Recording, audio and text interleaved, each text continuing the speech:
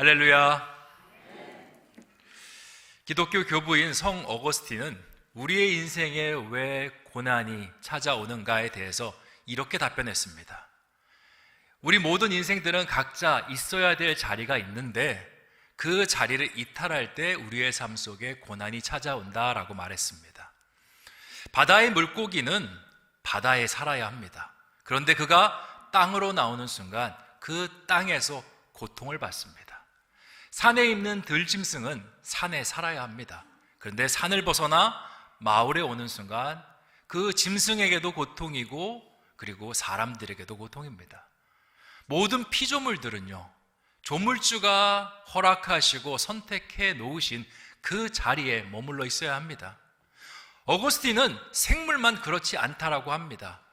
불이나 독과 같은 무생물도 각자의 자리가 있다라고 합니다. 불이 그 부엌에 아궁이에 이렇게 있으면요, 그 불은 너무나 인간에게 유익이 되는 불입니다. 맛있는 요리를 할 수도 있고 집안을 따뜻하게 온기로 채울 수도 있습니다. 하지만 그 불이 지붕 위에 있다던가 그리고 안방에 있으면 어떻게 되겠습니까? 화마로 변하여서 인간에게 크나큰 고통을 가져다 줍니다. 독도 마찬가지입니다. 독이 뱀 입속에 있을 때에는 뱀을 지켜주는 좋은 도구가 됩니다. 그런데 그 뱀의 독이 사람의 몸 안에 들어가고 동물의 혈관 안으로 들어가면 어떻게 됩니까? 그것은 그 동물을 죽이게 되는 치명적인 나쁜 것으로 작용하게 되는 것입니다. 사람도요, 있어야 될 자리가 있습니다. 그게 어디냐? 하나님의 옆자리입니다.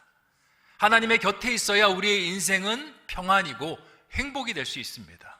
왜냐? 하나님은 우리를 사랑하시고 우리를 지키시고 보호하시는 분이시기 때문입니다. 그런데 우리가 삶을 살아가다가 그 하나님의 자리를 떠나거나 감히 그 하나님의 자리에 우리가 올라서려고 할 때, 그때 우리의 삶 속에 고통이라는 것이 찾아옵니다. 아담이 타락했을 때 그의 인생에 고통이 찾아왔고요, 에덴 동산을 떠나는 삶을 살 때 그 인생 속에 고통이 찾아오게 되었습니다. 오늘 읽었던 출애굽기 2장 1절에 10절까지의 말씀에도 자리를 떠나 고통받는 사람들의 이야기가 나옵니다.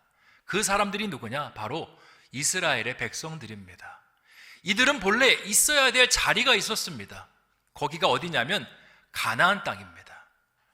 하나님께서 이스라엘의 선조인 아브라함에게 하나님의 약속의 땅을 말씀하셨습니다. 창세기 12장 1절에 기록이 되어 있는데요, 너는 너의 고향과 친척과 아버지의 집을 떠나 내가 내게 보여줄 땅으로 가라 말씀하셨습니다. 이 보여줄 땅이 어디냐? 바로 가나안 땅입니다. 그러면 그 가나안 땅에 우리가 가서 살게 되면 어떤 은혜가 우리 가운데 임할까요? 2절에 기록이 되어 있습니다. 내가 너로 큰 민족을 이루고 내게 복을 주어 내 이름을 창대하게 하리니 너는 뭐가 된다? 복이 될지라. 하나님께서 선택하신 자리에 우리가 거주하면 하나님께서 너를 복으로 삼아주시겠다라 말씀하셨습니다. 그래서 아브라함은 평생 그 가나안에서 거주하면서 하나님의 복을 받았고요, 그리고 그의 아들 이삭도 그 땅에 거주하면서 복을 받았습니다. 그리고 이삭의 아들 야곱도 그의 인생 대부분을 이 가나안 땅에 살며 자녀를 기르며 복을 받았습니다. 그러다가 잠시 다른 곳으로 이주해야 될 때가 있었습니다. 그게 언제냐? 중동 지방에 큰 기근이 닥쳤을 때입니다. 이 기근은 장장 7년 동안 계속되었습니다. 그래서 많은 사람들이 음식이 없어서 버티지 못했습니다. 그런데 이 야곱과 형제들은 하나님께서 예비하신 요셉, 애굽의 총리였던 요셉의 도움으로 잠시 애굽에 피신을 합니다. 7년 동안 거기에서 삶을 이어갑니다. 이것은 잘못된 것이 아닙니다. 하나님의 큰 그림 속에서 이스라엘을 구원하기 위해서 배려해 놓으신 거죠. 문제는 그 다음입니다. 이제 7년의 기근이 끝났습니다. 그러면 어떻게 해야 됩니까? 하나님께서 약속하신 가나안으로 돌아가야 됩니다. 그런데 야곱의 자녀들, 이스라엘 사람들은 돌아가지 않습니다. 그리고 거기에 눌러 앉아서 장장 얼마나 시간을 보내냐면 430년이라는 시간을 보내게 됩니다. 왜 그렇게 그들이 눌러 앉았겠습니까? 다른 것이 아닙니다. 이 애굽이요, 자신이 살던 가나안보다 훨씬 더 좋아 보였기 때문에 그러하였습니다. 어떤 초등학생이 대한민국 지도라는 그림을 그렸습니다. 화면으로 한번 띄워주시겠습니까? 그 친구는요, 대한민국을 남한과 북한으로 나눈 다음에 이 남한을 다시 서울과 시골로 나누었습니다. 그래서 도시는 서울만 있고요, 나머지는 다 시골입니다. 밑에 귤이라고 적혀 있죠. 저긴 제주도입니다. 여긴 시골도 아닙니다. 그냥 귤인 거죠. 이 아이의 그림이 너무나 우스꽝스러운데 이게 대한민국의 어떤 환경을 이야기해 주는 것이 아닌가 생각이 됩니다. 모든 정치, 경제, 교육, 사람이 좋아하는 인프라들은 다 서울에 집중되고 있습니다. 그러니까 사람들이 자꾸 서울로 삶을 살려고 올라오는 거죠. 그러니까 서울은 인구 유입, 지방은 지방 소멸 현상이 일어나는 것입니다. 지금 이스라엘 백성들에게 이 애굽은요, 서울과 같습니다. 문명이 발달한 도시, 거기에 있는 사람들은 세련돼 있습니다. 말도 아주 멋지게 합니다. 그리고 거기는 많은 민족들이 함께 모여서 정보와 지식들이 거의 교류되고 있습니다. 아, 이런 곳에서 우리 자녀들을 기른다라면 우리 자녀들이 성공하지 않을까? 다른 사람들보다 훨씬 더 많은 정보로 잘 되지 않을까라는 생각을 합니다. 부모에게요, 자녀보다 소중한 건 없습니다. 아무리 강해도 자녀 문제라 그러면 부모는 다 약해집니다. 그렇게 여러 가지 여건들을 생각하면서 애굽에 그들은 정착해 살아갑니다. 거기에 있으면 나의 인생이 복된 인생이 될 것이다 라고 생각하며 400년 이상을 보냅니다. 그런데 그들의 인생이 복된 인생이었습니까? 오늘 말씀을 보면 믿는 도끼에 발등 찍힙니다. 애굽이 그들을 모질게 고통으로 나아가게 합니다. 심지어 믿었던 바로왕, 자신들이 머리를 조아렸던 그 바로왕이 자신들을 죽이려 하는 일들까지 발생하게 됩니다. 사건의 전말은 이렇습니다. 이스라엘 자손들이 애굽에 살면서 그들이 강성하여졌습니다. 인구가 많아지기 시작했습니다. 그렇게 강성하여지니까 애굽 사람들이 두려움을 느낍니다. 이 나라가 이스라엘 사람들의 나라인가 아니면 우리 애굽인들의 나라인가? 그리고는 이 이스라엘 사람들을 우리가 좀 죽여놔야겠다 생각을 하고는 인구 조절 정책을 씁니다. 그런데 그게 너무 잔인합니다. 새롭게 태어난 남자아이는 모두 나일강에 던져버리라는 그런 바로의 명령을 내립니다. 아니, 자녀를 잘 키워보려고 이 애굽에 왔는데 이 애굽이 오히려 자녀를 죽음의 구렁텅이로 몰아가는 그 아픔을 겪고 있는 것입니다. 우리 그리스도인들도요, 이 이스라엘 사람들처럼 하나님을 떠나는 잘못을 비일비재하게 저지르며 살아가는 것 같습니다. 우리가 있어야 될 곳은요, 하나님이 계신 자리입니다. 우리가 따라가야 될 것은 하나님의 구름 기둥이고 불 기둥입니다. 거기에 있어야 하나님께서 은혜 주시고요, 우리만 거기에 거하는 것이 아니라 우리 가족도 우리 자녀들도 그곳에 있어야 축복이고 은혜입니다.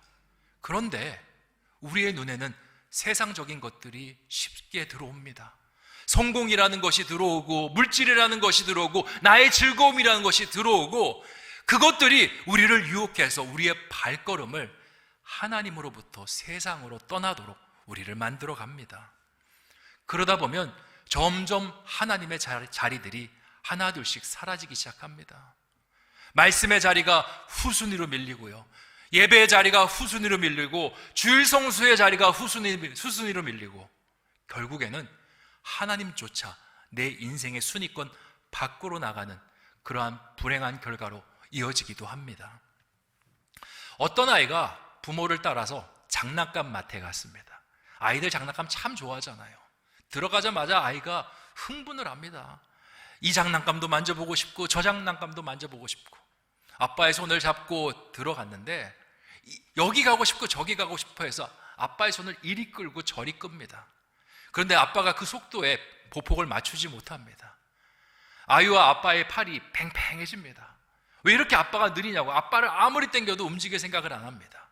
그러다가 아빠와 아이의 손이 탁 하고 놓아집니다. 그러면 어떻습니까? 아이는 신이 납니다. 여기 가서 이 장난감 만져보고 저기 가서 저 장난감 만져보고, 그렇게 한참을 놀다가 뭔가 서늘한 기운이 듭니다. 부모가 보이지 않습니다. 그리고 이 넓은 마트에 덩그러니 나 혼자 남겨진 것 같습니다. 그리고 내가 좋아하는 물건을 찾아서 쥐었는데 갖고 나올 수가 없습니다. 왜요? 부모가 계산을 해줘야지 갖고 나올 수 있는 거 아니겠습니까? 우리가 하나님의 곁을 떠나면 참 좋을 것 같습니다. 참 자유로울 것 같습니다. 하지만 그렇지 않습니다. 고통의 시작입니다. 왜냐하면 하나님의 보호하심, 하나님의 인도하심, 하나님의 지키심이 우리의 삶 속에 사라지기 때문에 그렇습니다. 하나님이 사라지면요, 세상이 슬금슬금 우리 안으로 들어옵니다. 그래서 우리 안에서 왕노릇하고 싶어 합니다. 우리 앞에 우리가 좋아하는 것을 미끼로 툭 던집니다. 성공이라는 미끼를 던집니다. 이것을 쥐면 네가 세상에서 행복하고 잘 살 수가 있어 라고 속삭입니다. 거기를 따라가서 성공이라는 것을 맛보면요, 잠시는 좋을 수 있습니다. 그런데 세상에는 성공한 사람들이 얼마나 많습니까? 나보다 더 성공한 사람들을 바라보면서 더 성공해야지, 더 성공해야지, 만족감이 없이 끊임없이 자신을 몰아칩니다. 그래서 처음에는 성공을 쫓아가는 것 같은데 나중에는 욕심에 이리저리 끌려다니는 모습을 우리는 가질 때가 참 많습니다. 세상은 우리에게 성공으로만 유혹하지 않습니다. 실패로 우리에게 두려움과 겁박을 줍니다. 세상을 딱 이분법으로 나눕니다. 성공 아니면 실패. 네가 성공하지 못하잖아? 너 실패할 거야. 실패하면 세상 살기 힘들다. 사람들이 너를 얼마나 무시하고 업신여기는지 몰라. 가끔 세상을 살아가던 사람들 보면요, 없는 형편인데도 비싼 차를 몰고 좋은 옷을 입는 사람들이 있습니다. 왜 그렇게 합니까? 다 빚내서 그렇게 하는 건데 이유는 다른 것이 아닙니다. 그렇게 자신을 치장해야 세상이 관심을 가져주기 때문에, 세상이 존귀한 사람이라고 이야기해 주기 때문에 그렇게 무리해서 허영과 사치를 부리는 것입니다. 그렇게 세상을 따라가다 보면요, 성공이라는 갈망 때문에 고통스럽고 실패할까 봐 두려워서 고통스러운 것이 우리의 인생입니다. 어떻게 하면 이런 인생의 고통을 끊어낼 수 있을까요? 다시 하나님께 돌아오는 것입니다. 하나님께서 어디 계신가를 찾고 그 자리로 돌아오는 것이 우리에게 고통을 끊어내고 우리의 삶의 형통과 은혜를 가져오는 삶의 시작이 될 수 있습니다. 하나님 앞에 나아가면요, 하나님은 우리를 어떠한 조건 없이 사랑해 주십니다. 세상은 성공한 사람만 사랑하고 실패한 사람은 미워하는데 하나님은 성공하든 실패하든 사랑하십니다. 하나님은 우리에게 부모와 같은 마음으로 우리를 안아주십니다. 부모에게 자녀는요, 잘난 사람만 자녀입니까? 아니요, 못나도 자녀입니다. 그냥 내 자녀니까 사랑스럽고 내 자녀니까 소중합니다. 세상에서 실패해서 오잖아요. 부모는 더 마음이 애달습니다. 어떻게 하면 그 슬픔 당한 아이의 마음을 치료해 줄 수 있을까? 성공하면 세상 사람들은 축하해주고 기뻐해도 부모는 걱정이 앞섭니다. 혹시 제가 자고해서 정말 교만하여 다른 길로 빠지면 어떡할까? 전전긍긍하면서 기도하는 마음이 부모의 마음인 것입니다. 그리고 제일 중요한 게 있습니다. 부모는요, 절대 자녀를 버리지 않습니다. 자녀가 부모 곁을 떠난다 할지라도, 돌아온 탕자처럼 부모를 떠난다 할지라도 부모는 자녀를 절대 버리지 않습니다. 오늘 말씀에서 이스라엘은 하나님의 자리를 떠났는데 하나님은 이스라엘의 자리로 찾아가십니다. 1절 말씀을 다시 한번 읽어보도록 하겠습니다. 2장 1절 말씀 시작. 레위 가족 중 한 사람이 가서 레위 여자에게 장가들어. 아멘. 하나님의 발걸음은 레위 가족으로 향해 걸어가십니다. 레위 가족은요, 하나님의 상징성을 가지고 있는 가족입니다. 성경에서 이 야곱에게는 12아들, 12지파가 있었습니다. 그 중에 한 명이 레위인데 이 레위 지파는요 12지파 안에 들어가지 않습니다. 따로 떼어낸 특별한 지파입니다. 왜 그렇게 떼어냈느냐? 민수기 3장 13절에 기록이 되어 있습니다. 보라, 내가 이스라엘 자손 중에서 레위인을 택하여 이스라엘 자손 중에 태를 열어 태어난 모든 자를 대신하게 하였은즉 레위인은 내 것이라. 레위인이 누구 것이라고 하죠? 하나님의 것이라고 말씀하십니다.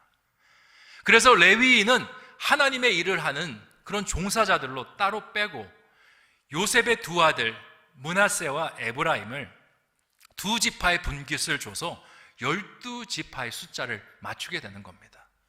하나님께서 다른 지파가 아니라 하나님의 선택한 레위 지파를 찾아가셨다는 것은 하나님께서는요 한 번 선택을 한 사람 절대 놓침이 없음을 우리에게 가르쳐주고 있는 것입니다. 그렇게 2절에서 하나님의 선택을 받은 가족이 한 남자아이를 낳습니다. 성경은 그 아이가 잘생긴 것을 보고 석 달 동안 그를 숨겼다라고 이야기합니다. 어떤 분은 이 말씀을 읽으면서 이러더라고요. 목사님, 그럼 못생기면 안 숨겨도 되나요? 이거는 얼굴이 잘생겼다 못생겼다가 아닙니다. 이 아이가 딱 출산하고 봤는데 아주 건강한 아이입니다. 딱 이렇게 보니까 앞으로 집안을 이끌 만한 대들보와 같은 아이입니다.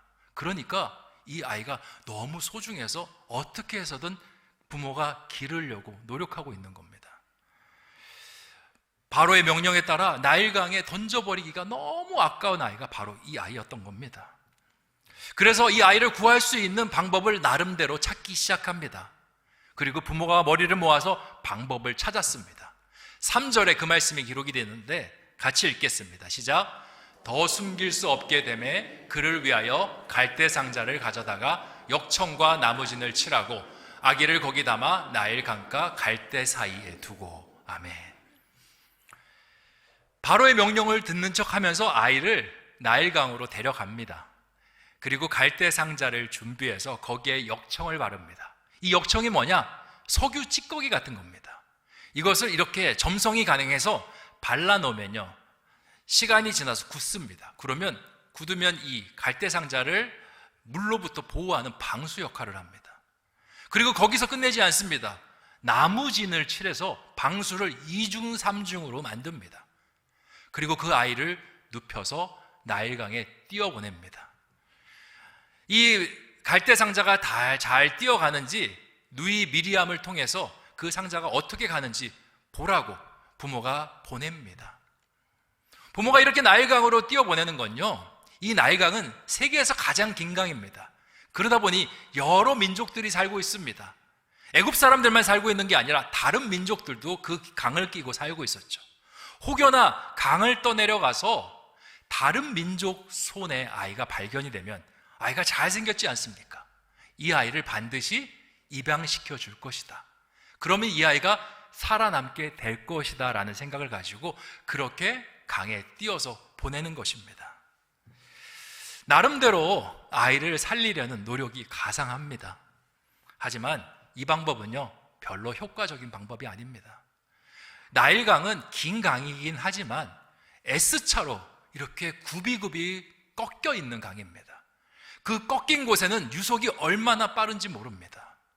그리고 장애물도 참 많습니다. 갈대상자가 걸려버리면 쉽게 뒤집어질 수 있는 상황입니다. 그리고 이 갈대상자가 어떤 조선공학적으로 좌우대칭이 완벽하게 이루어져서 만들어진 게 아니지 않습니까?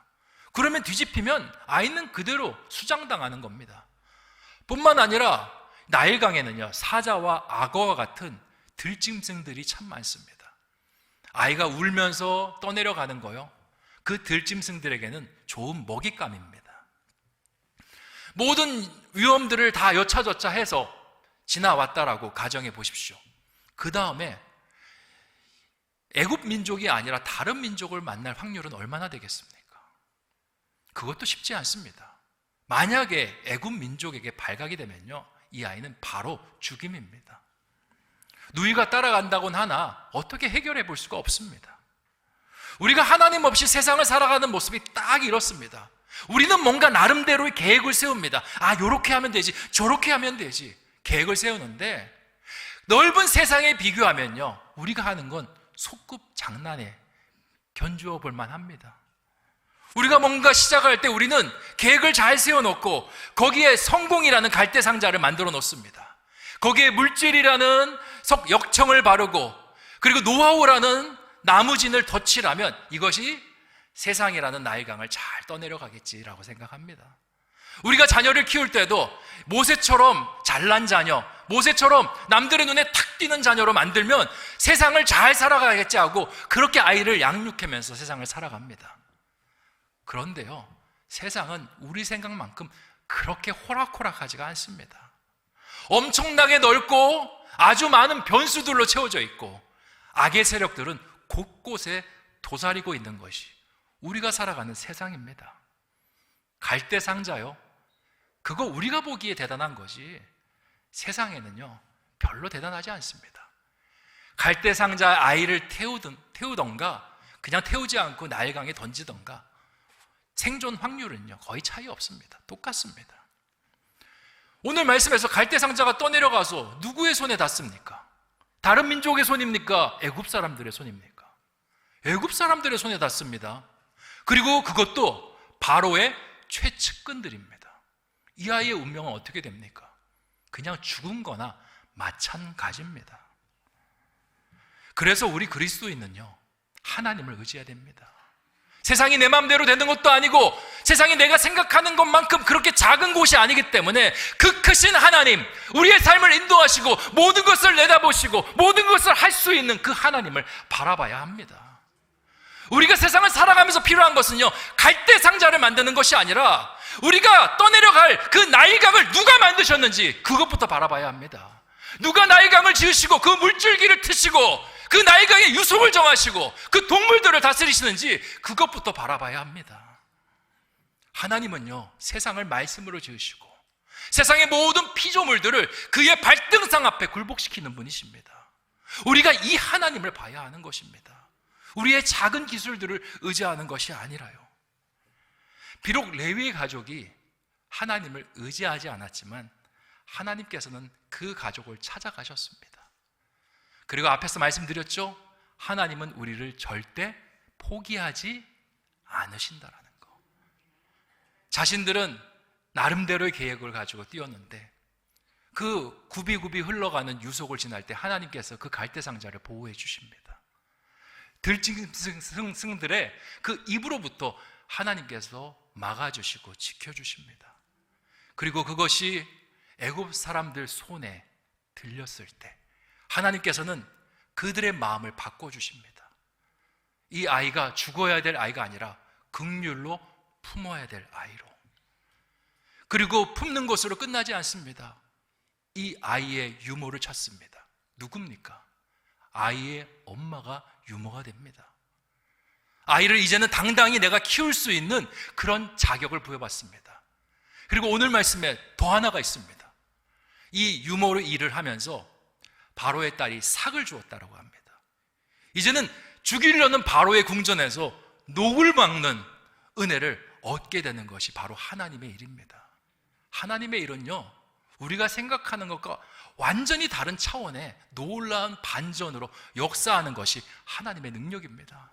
그래서 다윗이 고백하지 않습니까? 원수의 목전에서 내게 상을 차려주신다라고. 예전에 미술 시간에 이제 그림을 그리면 제 친구 중에 그림을 참 잘 그리는 친구가 있었습니다. 제가 그 친구의 그림을 볼 때마다 깜짝깜짝 놀랍니다. 나중에 이 친구가 미대는 가지 않았거든요. 근데 그림을 너무 잘 그렸습니다. 어느 날 학교에서 이제 소풍 겸 야외 활동 미술 그리기로 이렇게 산에 간 적이 있습니다. 산에 있는 나무와 개울을 선생님이 그리라고 했습니다. 제가 보기에는 이렇게 보여도 그림을 좀 그립니다. 네, 비웃으시는데 괜찮습니다. 그림을 나름대로 스케치까지는 잘 그립니다.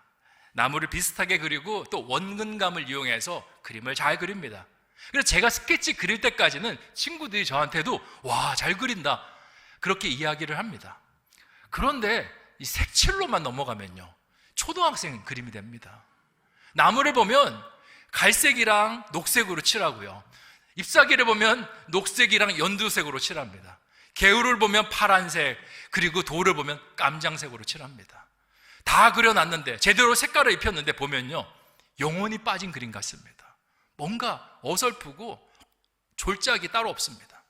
그런데 제가 그 그림 잘 그린다는 친구를 보면요, 이제 스케치를 해놓고 색칠을 하는데 나무는 갑자기 뜬금없이 검은색으로 막 칠합니다. 그리고 개울은요, 흰색으로 막 칠합니다. 이런 생각이 들더라고요. 이 친구가 그림을 잘 그리다 보니까 이번에는 그냥 대충 막 그리는구나. 그런데요, 이 친구가 붓이 한번 왔다 갔다 하면서 검은색에 또 다른 색을 입히고 다른 색을 입히고 하니까 갑자기 이 나무가요, 진짜 저기 보여지는 그런 나무의 모습으로 바뀌어 나가기 시작합니다. 개울을 흰색으로 칠했는데 거기에 다시 여러 가지 색깔을 입히기 시작하니까, 마지막에 또 파란색을 입히니까요, 이 개울이 태양의 빛을 비추고 있는 개울처럼 보이기 시작합니다. 제 그림에 없던 그 영혼이 이 그림에는 들어가 있는 것 같은 그런 모습을 제가 갖게 되었습니다.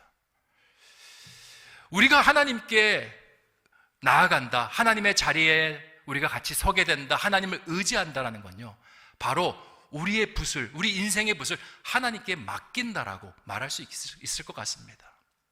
나는 그 인생을 바라볼 때 내가 보는 것으로만 바라보며 나아갑니다. 그래서 나무는 녹색이고 잎사귀는 연두색이고 개울은 파란색이라고 생각하면서 칠합니다. 그렇게 쫓아갑니다. 그런데 그렇게 내가 만들어내는 그림은요, 졸작이 따로 없습니다. 하지만 내가 좀 힘들지만 어렵지만 나의 인생이라는 그 붓을 하나님께 드리고, 나의 자녀라는 붓을 하나님께 드리고, 나의 사업장이라는 붓을 하나님께 드려서 하나님이 그려가기 시작하시면요, 처음에는 말도 안 됩니다. 하나님 왜 녹색에다가 검은색을 칠하십니까? 왜 파란색 개울에다가 하나님 흰색을 칠하십니까? 할 수 있는데요, 그림이 완성되었을 때는 우리의 상상을 뛰어넘고 우리의 생각을 뛰어넘는 놀라운 그림으로 바뀌어져 있는 것이 바로 하나님의 능력인 것입니다. 그러니 우리가 어디 있어야 됩니까? 하나님입니까? 세상입니까? 하나님께 있어야 되는 것입니다. 사랑하는 성도 여러분, 오늘 말씀은 자리에 대해서 말씀하고 있습니다. 그리스도인이 있어야 되는 자리는 하나님 곁입니다. 그리스도인이 있어야 되는 자리는 교회입니다. 그리스도인이 있어야 될 자리는 예배당입니다. 그리스도인이 있어야 될 자리는 말씀과 기도의 자리입니다. 그것을 명심하시고 나의 인생을 하나님께 내어 맡기는 저와 여러분 되시기를 주님의 이름으로 축원드립니다. 기도하겠습니다. 좋으신 아버지 하나님, 오늘 출애굽기 2장 1절부터 10절까지의 말씀을 우리 가운데 주시니 참으로 감사합니다. 하나님, 우리는 자꾸 우리의 눈에 좋은 대로, 우리의 눈에 정말 뭔가 확실한 것이 보이는 대로 쫓아가려는 그런 마음들이 있습니다. 그래서 물질을 쫓고 성공을 쫓고 나의 즐거움을 쫓아 살아갑니다. 그러다 보면 하나님을 잃어버립니다. 정작 내가 그것을 움켜쥐려고 할 때 정말 나를 도우시고 나를 인도하시는 하나님 계시지 않고 나는 오히려 그 가운데 고통당하고 절망하는 순간밖에 없습니다. 하나님, 이제는 더 이상 이런 삶을 살지 않게 하여 주시고 하나님을 쫓으며 하나님께 나의 인생의 키를 맡겨드리게 하여 주시고 붓을 드리게 하여 주시고 하나님이 그려가는 인생을 쫓아 사는 우리 모두가 되게 하여 주시옵소서. 간절히 원하오며 모든 말씀 예수님의 이름으로 기도하옵나이다. 아멘.